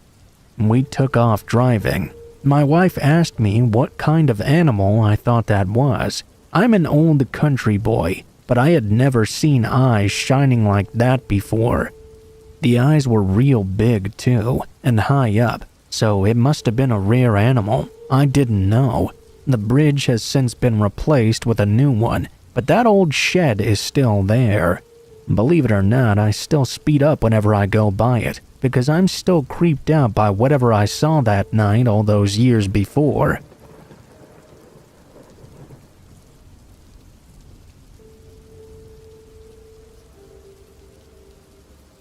This happened last semester when I was finishing the 10th grade. I'm a teenage girl with almost no enemies at all, which makes this story even weirder. I'm still a bit nervous to tell it because of the person it involves. I just hope for the sake of my own life that it never gets back to them. This all began in my science class on the very first day when my teacher created the seating plan. Unfortunately, this was one of those teachers that didn't want you sitting with your friends. He believed this was a good way to get us to meet new people, but trust me when I say, there are some people you don't want to be meeting. My teacher sat me down next to a boy who I'd never seen before. His name was Al. Right away, I got some weird vibes from him, so I tried to focus on my worksheets and avoid conversation.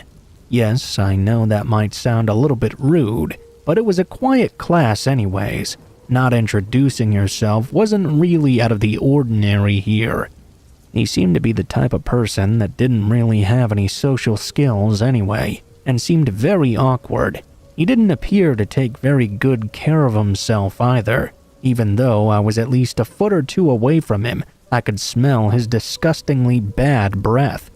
Apparently, I was not the only one who didn't want to introduce myself, because an awkward silence filled the entire room. My teacher noticed this and stood up in front of the class.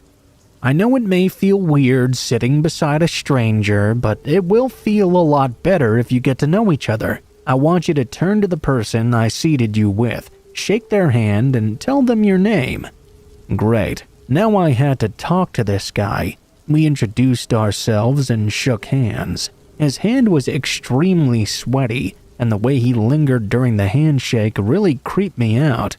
Most people had brief conversations and then went back to their work immediately. That's what I was hoping for too, but of course that's not what happened. For about a minute, things were quiet, but that entire time he was just staring at me. I looked over at him after a while, because it was a bit strange how he was just non-stop staring. I wanted him to knock it off. Before I could ask what he was doing though, he started to talk to me again. "What kind of music do you like?" he asked awkwardly. I told him what I listened to honestly. Then I returned the question. I didn't want to be rude if he was making an earnest effort. He said in the most monotone and serious voice ever, "I freaking love Nicki Minaj. I love everything about her. She's just the most beautiful woman ever."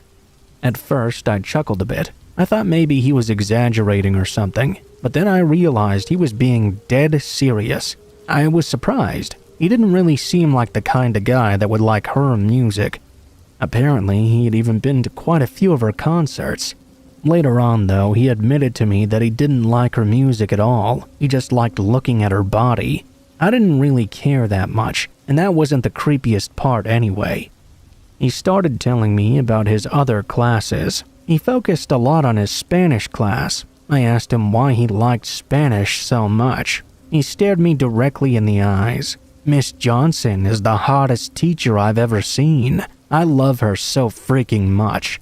I didn't know how to answer that really. I just kinda said, "Oh, that's cool. I heard she's nice." He responded in the creepiest way imaginable. "Yeah, she's real thick. I like 'em thick." This was really weird. This guy did not seem like someone whose bad side I wanted to get on at all, though. Yeah, there are pretty good teachers at this school, I guess. I didn't think there was anything wrong with how I responded. I definitely didn't expect the reaction I got from him. He had some weird outburst. "No, I hate Mr. Jones. He's a piece of crap," he said angrily. I had no idea what I'd said that would provoke him like that. This wasn't even who we'd been talking about. He was also a teacher who was one of the most well-liked teachers in our school. I didn't know anyone that didn't like him. Apparently, he taught Al for English last semester, and clearly, things did not go very well. I didn't ask why he hated him so much. I figured it might just be best to play along in this situation before he caused even more of a scene. I just said, "Yeah, he's my drama teacher. He doesn't seem all that great." The kid talked to me the entire class. I barely even got to say a word back to him. I was just giving one-word answers for most of his questions, yet he would not stop talking to me. It was getting kind of annoying. He was intimidating, so I didn't really do anything about it, though. I wanted him to shut up so I could do my work. How was I going to finish this shit? As the days went by, I realized just how weird this guy was. He started to tell me about all of his problems, as if I was his therapist. He didn't say a single word to anyone else in the class. I think he knew I was the only one who wouldn't call him out for being such a weirdo because I was scared of him. I had to sit next to him for the rest of the year. I dreaded science every single day because I hated listening to him. I never got any work done, and he would tell me the most personal and disgusting things about himself. He even showed me the foot fungus on his toe. He pulled out his phone and showed me many pictures. I was so grossed out. I still didn't want to make him mad, though. A few days later, he brought up Mr. Jones again randomly, that teacher who he apparently hated. I'd never heard someone more angry in my entire life. He leaned in to whisper to me, "You know, I've planned on killing him, right? I want him dead. I wasn't afraid to do it. The only thing stopping me was the law, but one day I'll find a way around that." He said it with a terrifying blank stare, in the most serious way a person could speak. I was pretty concerned, frankly. All I said was, "You don't want to risk going to jail, man." I really wanted to tell a teacher or a counselor because something was extremely off inside this guy's head. I had no doubt he would actually do it. The thing was, if he got in trouble for making threats like that, he would immediately know it was me who told on him. Who knows what he'd do to me then? I knew he'd start coming for me right away. It would be way easier for him to kill me than a teacher anyway. I told my friends about him instead. It turns out that one of my friends knew the guy. She said he was a complete nutcase, and that if he made a threat like that again, I should tell someone immediately. She agreed he wasn't even slightly joking when he said that. For the rest of the semester, he would ask me creepy questions and randomly swear under his breath. One time he asked me what my stripper name would be if I was a stripper. Just creepy random things about that. At one point, he even asked me if I was genuinely afraid of him. He really wanted me to like him. I was so afraid of being on his bad side. He had shown himself to be very violent and talked about revenge a lot.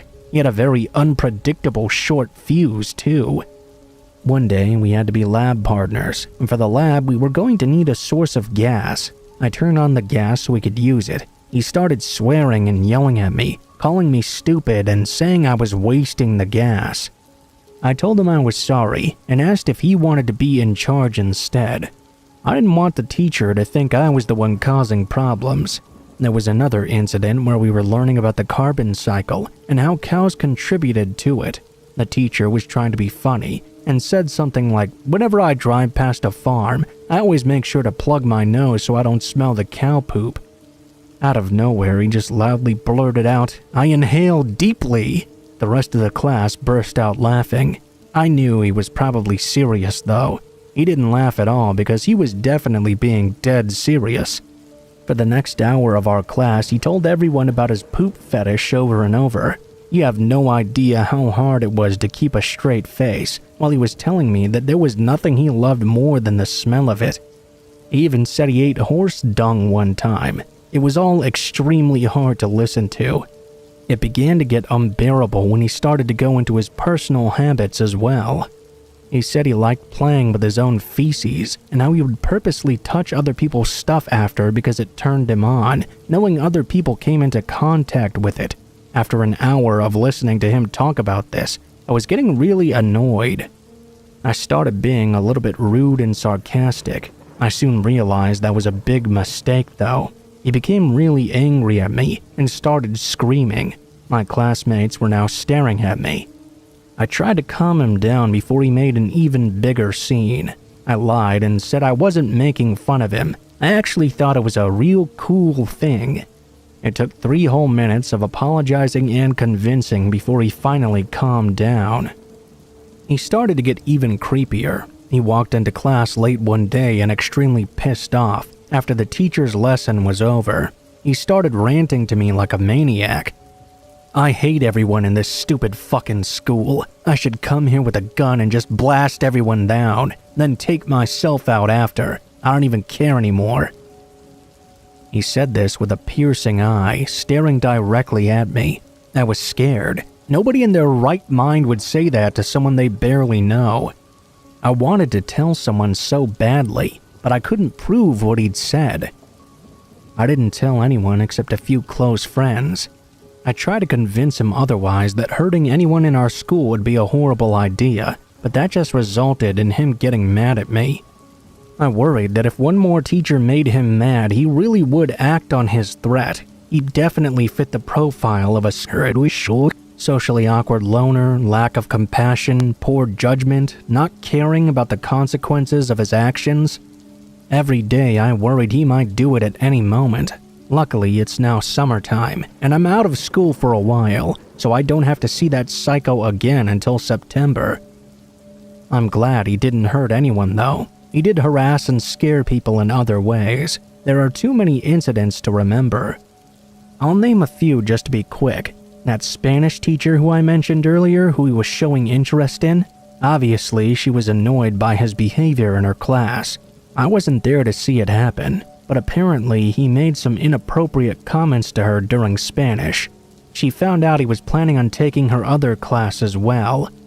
I was told he was banned from taking classes with her. I can only assume she didn't allow him to take them because of his creepy behavior. Another time, he called over the class peer tutor who was male and 1 year older than us. He asked for help on a question but was not able to understand even after the tutor explained, so he got very angry at him. He threatened that if he brought his white ass anywhere near him again, he'd kill him. I found out a few days later, he'd called the peer tutor over and over again. I thought maybe he would try to apologize, but no. He looked him dead in the face and said he was going to off him. The peer tutor was really creeped out. Luckily, he just laughed and then left. Al stared at me like I was messing with him. He's the creepiest person I've ever met. Now you know how I unwittingly became the therapist of some weird psychopath who might attack our school one day. I just hope I don't have any classes with him ever again, because I don't think I could handle it. I really hope he gets some help.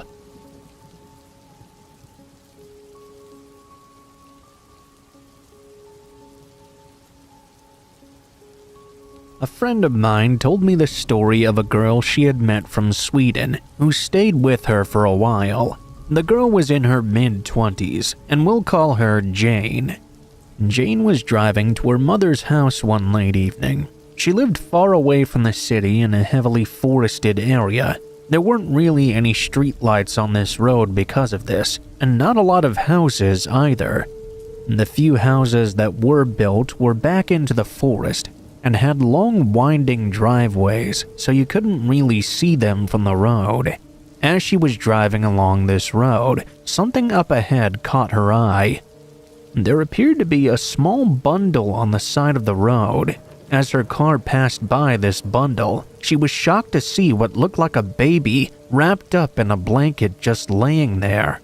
Jane slammed the brakes, stopping about 50 meters up the road. She reversed and jumped out of the car as quick as she could, thinking that someone had just abandoned their baby on the roadside. Jane ran over to the bundled-up blanket and exhaled a sigh of relief when she realized it was just a toy. Just as she made to pick it up, though, she saw headlights coming down the road in front of her. She suddenly realized that she was standing on the road alone at night, in the middle of nowhere basically. She quickly ran back to her car and jumped in, then started the engine and drove off. The car behind her sped up, coming really close to the back of her car. It was honking its horn at her over and over. Jane was now panicking. She started driving faster and faster, constantly checking her rearview mirror. Although she couldn't see who was in the car behind her, she was still terrified.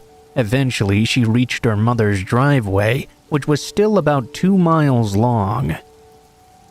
Her mother lived deep into the forest. She thought to herself that if the car followed her down the driveway, she would call her mother and tell her to ring the police immediately. As you might imagine, as she turned into the driveway, the car continued to follow behind her, still very close. She kept thinking back to that baby toy and how creepy the evening had been. Jane got out her phone and called her mother. She told her that she was being followed and to call the police right now. She was expected to arrive in about 5 minutes. Both cars were going way too fast for that tiny, narrow dirt road. There were no streetlights at all either. All that Jane could see was what was being lit up by her headlights and the headlights of her pursuer. She began to see her mother's house in the distance. The car behind her was still extremely close, blaring their horn so loudly that Jane's ears began to ring. As she got to the house, she jumped out of the car. Her mother was already standing at the front door, waiting for her with a kitchen knife in hand. The car that was following her also stopped, and the car's doors flew open. An elderly couple got out of the car and started shouting and pointing at Jane's vehicle. "Someone's in your car!" they screamed. That's when Jane realized what really happened. The man inside jumped out of the back seat, now having been discovered, and ran off into the forest. Everyone just looked at each other in shock. The car that was coming down the road just happened to see someone jump into her vehicle when she'd stopped to check on the baby. It was likely the man had left it there on the road on purpose and was waiting for people to stop and take advantage of their kindness. As I said at the start of the story, a friend of mine told this to me secondhand. I believed it to be true though. If anyone else has heard of this, please leave a comment down below. Always remember to lock your doors whenever you leave your vehicle. You never know what you might need to be prepared for.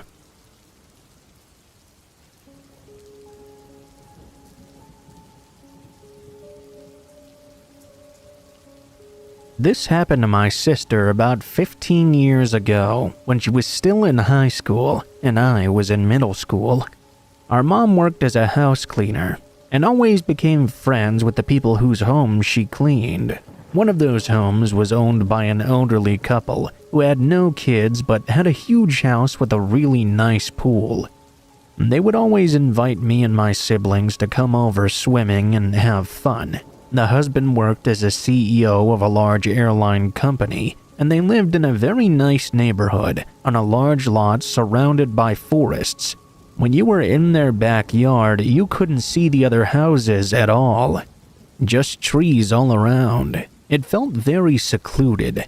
Their house was very angular and architecturally interesting, with multiple levels made from stone.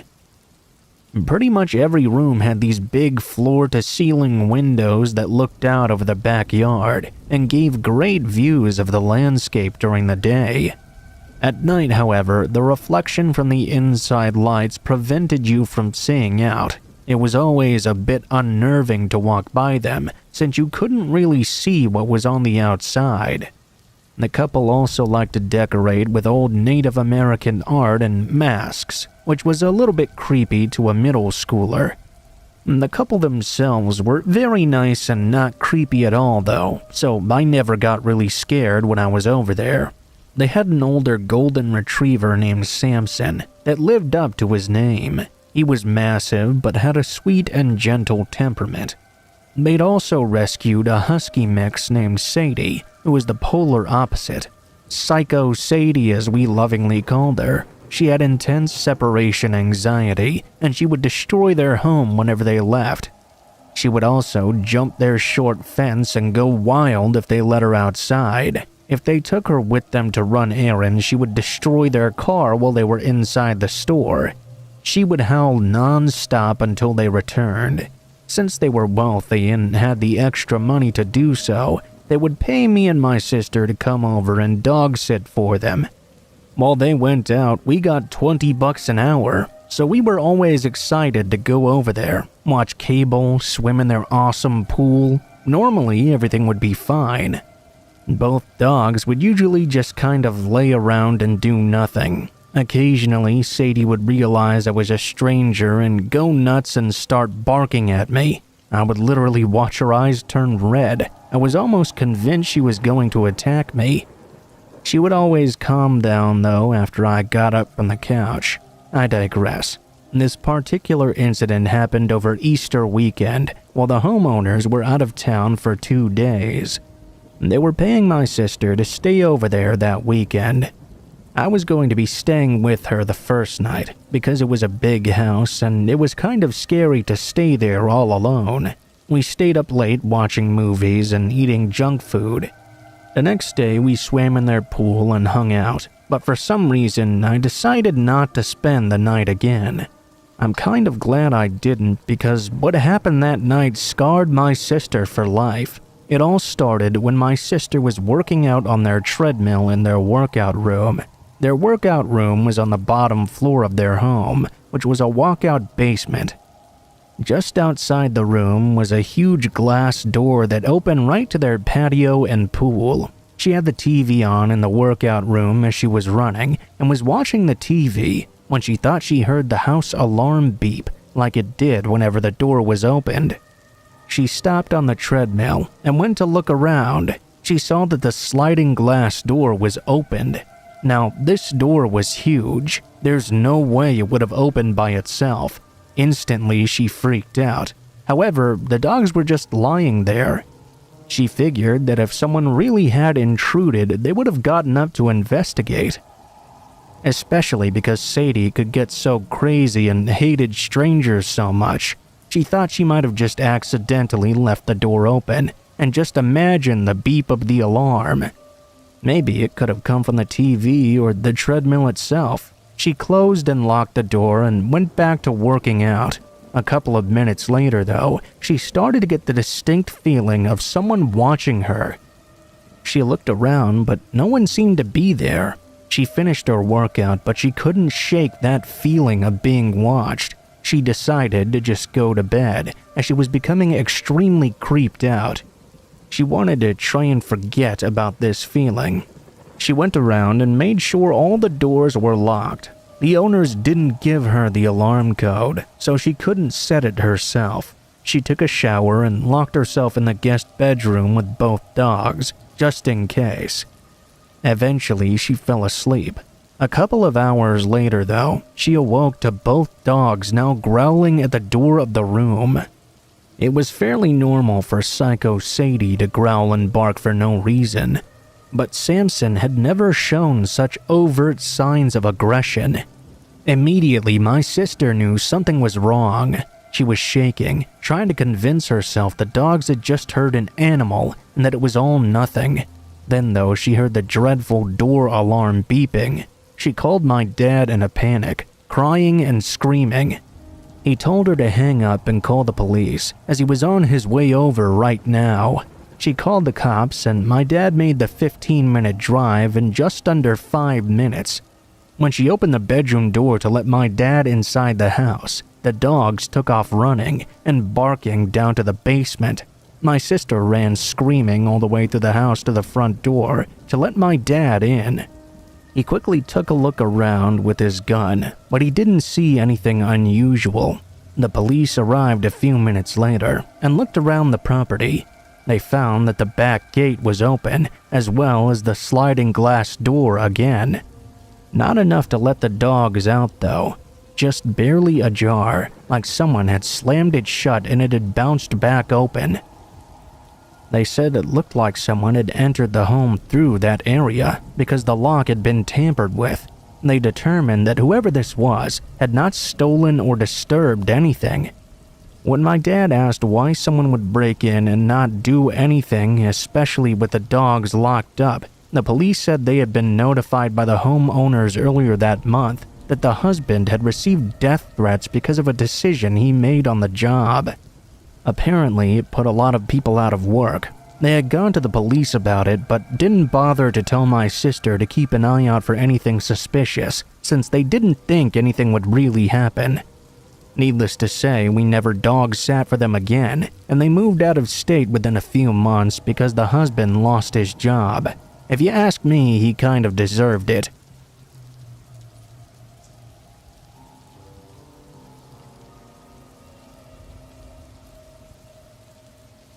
I remember the apartment being very cold when we walked in. It was probably in the low 60s outside, but it somehow felt even colder in our one-bedroom domicile than it did in the drafty courtyard. I mentioned it to Ben, but he didn't even respond. He already had the game on and was complaining about the luck of the football team from some city across the country that he would never even go to. I decided I was going to warm up in the shower. I put the statement out there, 60% as a notification and 40% as an offer for Ben to join me. He responded with a sound that I'm not even sure qualifies as a grunt. I went on my own and let the shower warm up. Then I slipped in. I felt the grime of the workday, the after-work drinks we had to have with Ben's boss, and the chill of the night wash off me as soon as the stream of water hit my body. The first couple of minutes in the shower were utter bliss to me. One of those moments when you feel like nothing in life could ever be better. I never wanted to get out. Then though, I heard what sounded like someone peeing on the other side of the shower curtain. "Ben," I said in a thoroughly annoyed tone, "please don't flush the toilet." I heard the urine stop. I didn't hear the toilet flush. I heard Ben walk out of the bathroom. I showered for another 10 minutes before I got out, dried off, and headed back to the bedroom. I glanced over at Ben still on the couch, glued to the same game. I heard him muttering something about a fumble or some sort of sports thing. "Thanks for not flushing the toilet," I said before ducking into our bedroom. "I didn't go into the bathroom," Ben said. I stopped in the doorway and then walked back into the living room. "Don't lie, I heard you peeing when I was in the shower." Ben threw his hands up with his eyes still on the game. "I haven't gotten up from my seat since we walked in. It's overtime," Ben insisted. His tone was the kind where I could tell he was telling the truth about something. The warmth of the hot shower now slithered off me in a second. "Don't mess with me," I stated coldly to Ben. "I swear I didn't go in there." I started to get an ominous feeling. I didn't know what to do. I stood there shivering in nothing but a towel. Ben rose to his feet and walked towards me. I watched his eyes scan the room with a fear in them I had never seen before. He stopped in the doorway and grabbed me, covered my mouth, and perked his ears out. I didn't hear anything, though, other than the ominous ring of a siren. We stood there for a few more moments. I heard nothing. The siren was also gone. "Well, we would have heard something if someone was in here," Ben said. He reluctantly agreed to search the apartment anyway. We searched the place up and down and didn't find anything out of the usual. Finding nothing was actually worse though than finding a junkie with a bloody knife or some hideous monster under my bed or something. The mystery of the whole thing was worse than any nightmare I could have imagined. The next few weeks were pretty tense. I didn't want to stay in the apartment alone. Ben told me my brain must have just played a trick on me. It was just a bad thought, he said. There was no possible way someone could have been in there. It was not a good idea on his part to tell me that. I lost trust in him. What happened was definitely not in my head. I knew it. I got my confirmation a few weeks later when I stood in the shower getting ready for work. I was almost done with the shower when I heard a flush whirring from the other side of the shower curtain. I couldn't dodge the water in time and took a stinging hot stream to the face. I screamed and opened the shower curtain. No one was there. I heard footsteps walking away from the open bathroom door though. I heard the front door unlock and then close again. I called out, my body cold despite the hot water pounding on my back. There was no answer. I covered up in a towel and walked into the bedroom. There was no sign of Ben around either. I checked out the living room where there was a handwritten note on the coffee table. Had to go to work early today, babe. Sorry. I called him up. He was clearly annoyed that I was calling him at work, yet he confirmed that he had not been there to flush the toilet when I was in the shower. He'd left far before I even got in. I listened to the space around me in the apartment. I didn't even know what Ben said after that point. Everything felt like it had fallen silent, but it felt like the entire apartment was alive around me. At that point, I ended the call with Ben. One thing was clear. Whoever had been sneaking around the bathroom while I was showering had some way to get in and out of our apartment. Either that or Ben was a severely fucked up guy and wanted to deeply disturb me for some reason. But I didn't think that was right. Ben continued to swear up and down that it was not him doing this. He brought up the idea of me inventing the whole thing in my head again. I offered a solution. What if we set up some cameras inside the apartment? I wanted to record the entire premises. Ben didn't want to spend that much money, so we settled on simply recording the front door and the bathroom. I reviewed the tapes each day at work. Weeks went by without so much as a hint of anyone doing anything at any moment of the day, let alone when I was in the shower. All I could see was Ben and I going about our daily lives, barely talking to each other, going back and forth to work. The fear that all of this was in fact in my head started to really bubble up. I felt some tension from Ben whenever he asked me about every other day if I had seen anything on the cameras yet. Our already strained relationship felt like it was hanging on by a single thread. We were barely talking now. It all came to a head when I reviewed the footage about a month after I set up the cameras. The footage from the bathroom proved fruitful finally. It was footage of while I was in the shower. I stopped the footage once I saw a shadow appear in the screen of the bathroom window. I stopped breathing as I watched the shadowy figure pull away the screen from the window, then slide into the room. The light wasn't very good in the bathroom.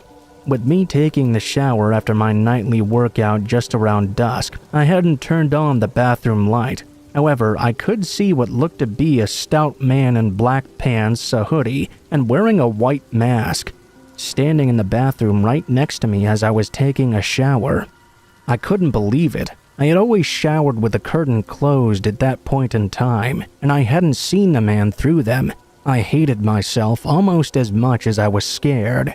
As I watched the footage, those feelings burned in me as I watched the man just stand there watching me for a few seconds before heading over to the toilet. I heard the sound of the shower stopping on the video. I knew I would open the curtain at any second, and I wondered how in the hell I hadn't caught this man. What I watched next literally made me vomit a little bubble in the back of my throat. I couldn't believe what I was seeing. The man reached down and stuck his fingers against the floor of our bathroom and yanked against the tiles. I watched as about half of the bathroom floor practically rose up about a foot off the ground with him holding it. The man slipped into the dark opening underneath. He seemed to disappear into the floor altogether before slowly easing the tiles back into the ground right when I opened the shower curtain. I watched myself get out of the shower, grab a towel, and head to the bedroom in real time.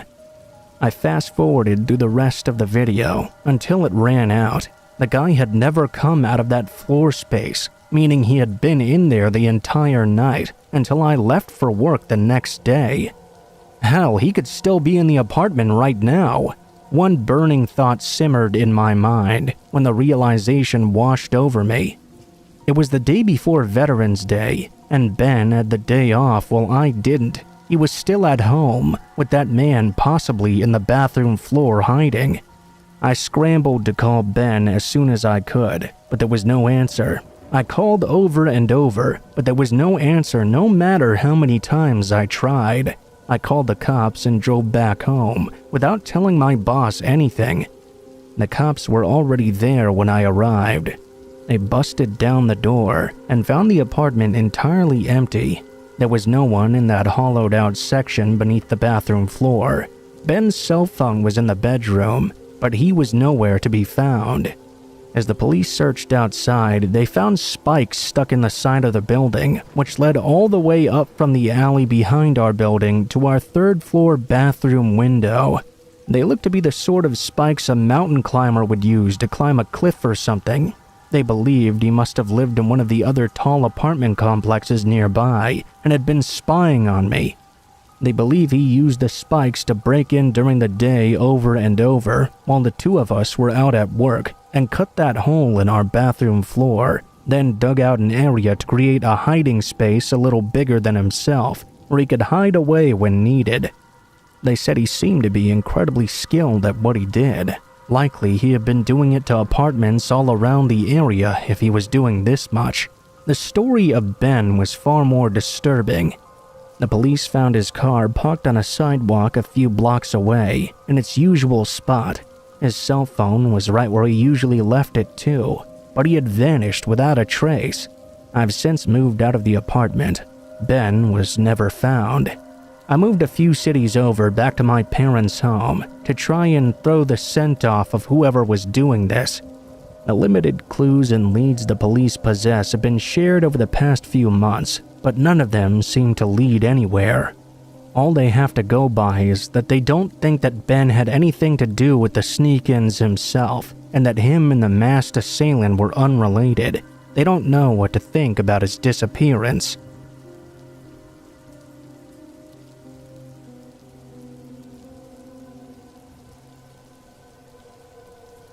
My cousins live in North Dakota, and I spent winter break at their place freshman year in college. We were at their friend's house one night, drinking in her basement with some other girls. It was getting really late, about 3 a.m. or so. I was falling asleep, so I decided to walk home. They live in a desolate area with lots of snow, and it gets really cold, especially at night. The houses weren't too far apart though, and when the moon is out, it seems to light the outside path very well. The path we take is straight behind the house through some wooded areas, then some more open land. As I was shuffling home through the snow, with my head hung down low, I looked up to the left of my 10 o'clock. Probably around 75 yards away, I could see another figure walking in the opposite direction. I saw him a split second before he saw me. When he did, he kind of did an unnatural jerking motion in his arms and shoulders, obviously startled at the sight of me. I laughed out loud for some reason, maybe just the shock of seeing this or something. I gave him a little wave and said, "Oh, he has startled me." You know, that kind of thing. The person just stood there, though, and started staring at me. I thought he was going to say something for a second, and so I stopped for a moment, just looking back at him.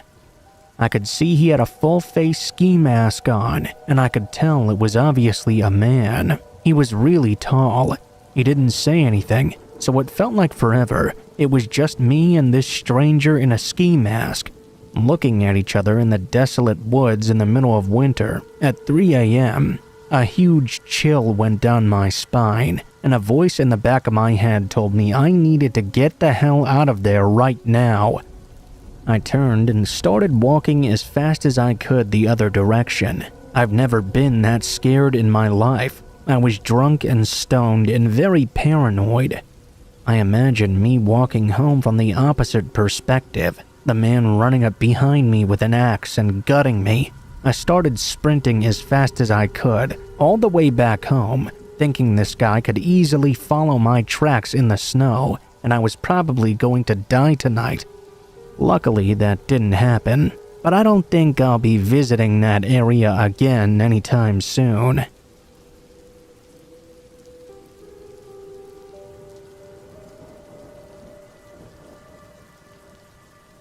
I'm a 30-year-old transgender male. For the sake of my demeanor when this event occurred, I was a 19-year-old timid lesbian headed into the world immediately after graduation. I had just lost my job at McDonald's due to a massive flood taking out a lot of businesses in my area. I had a girlfriend that lived 30 minutes away, and I needed gas money to get to her, so I took a job offered to me by a family friend at a 24/7 gas station in the next town over from mine. The shift I was hired for was 11 p.m. to 7 a.m. I had never worked a night shift in my life, but I thought it would be pretty cool to have little to no pressure other than to make sure the coffee was ready at 4 a.m. for the morning regulars. I was required to train on day shift for the first couple of weeks to get accustomed to the usual operations. Throughout those weeks, I learned many of the ins and outs of what takes place on the night shift. I also learned the ins and outs of the people that hung around these places for hours, and there were quite a few of them. One woman in particular, Melinda, would come in every morning before and after dropping her kids at school, around lunchtime sometimes, actually buying us lunch. In the evening when her husband was home too. She came for hours, considering she lived a couple of streets over. She was very nice, and I started to enjoy her visits. We all got along so well at that store. It was a really fun atmosphere for the most part. It was finally time for me to start working the night shift though. I had my manager with me for a few nights. I was taking her place on night shift because she couldn't do it anymore. I thought she was nice, and I admit I did have a pretty big crush on her as well, so I didn't mind spending the time with her all night. I learned that when she worked the night shift, Melinda would spend the entire night there. I had been working the night shift alone for a couple of weeks at this point, and some of those night shifts drug on into the days when we were short-staffed. Again, I really needed the money though. One night, I was doing my chores, scrubbing the hot dog rollers, setting the coffee filters up for the rush, and mopping the entire store. While emptying my mop bucket, I heard the chime on the door. I looked at my watch and saw it was around 2 a.m.